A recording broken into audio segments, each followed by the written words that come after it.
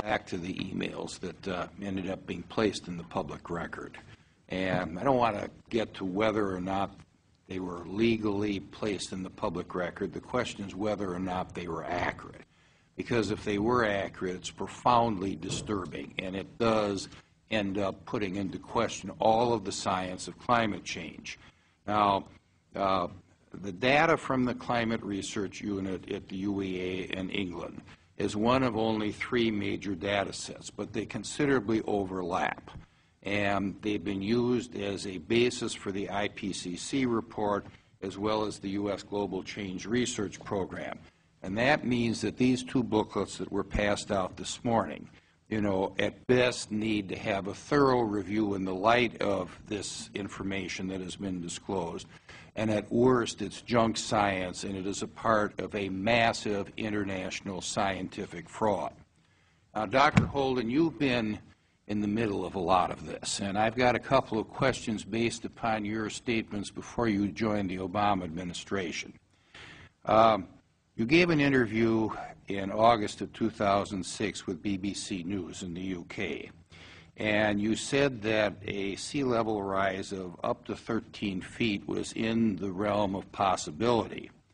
However, that's 11 feet higher than what the IPCC has estimated over this period of time, which is somewhere between 7 and 23 inches. Now, with respect to the hockey stick theory, which the chairman has referred to, that's been pretty much discredited in the scientific community.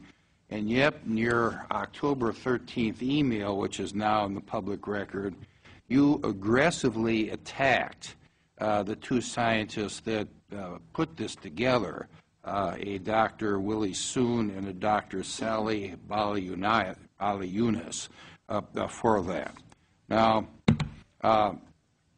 I think it's pretty clear that in both cases you were wrong. And I guess I'd like to know if you're concerned now that you're in the White House and representing all of the public, whether you're concerned about the misrepresentation of the state of science with respect to global warming. And I'd also like to know if you still support the principal critic of those who trashed the hockey stick theory, and that is a Dr. Michael Mann, knowing of his efforts now to hide his data and to encourage his colleagues to shut out journals like Climate Research to publish works contrary to his own bias. Congressman, let me try to take those in the order you asked them.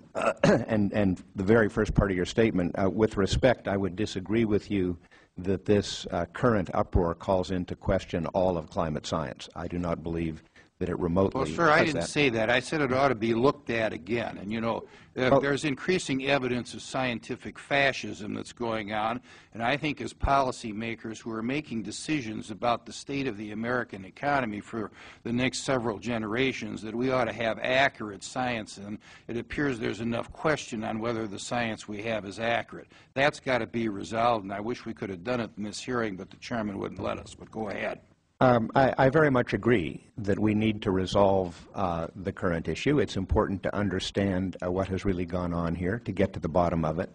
As I indicated before, that's been one of the strengths of science over the years, the capacity to get to the bottom of the controversies that emerge, and I believe we'll get to the bottom of this one.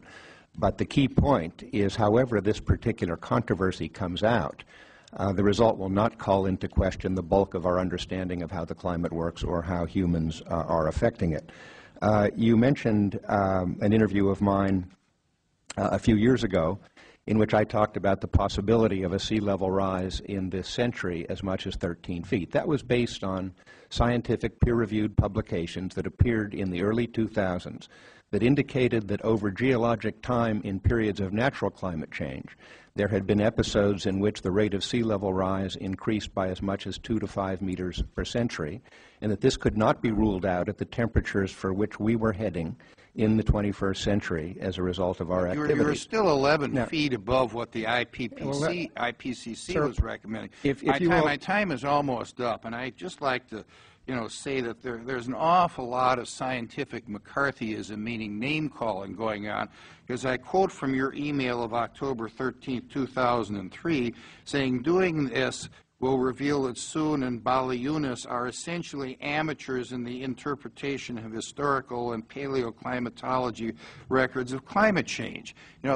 You're not dealing with their issue, you're calling them names. And I think we ought to get to the bottom of this without having the name calling. And I wish that you, as the President's science advisor and a former employee of one of the most distinguished universities in the world, would be able to get beyond the name calling and get to it. My time is up and I yield back.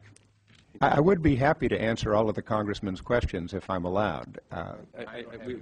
You will be given enough time, but let me turn right now and recognize the gentleman from Washington State. Mr.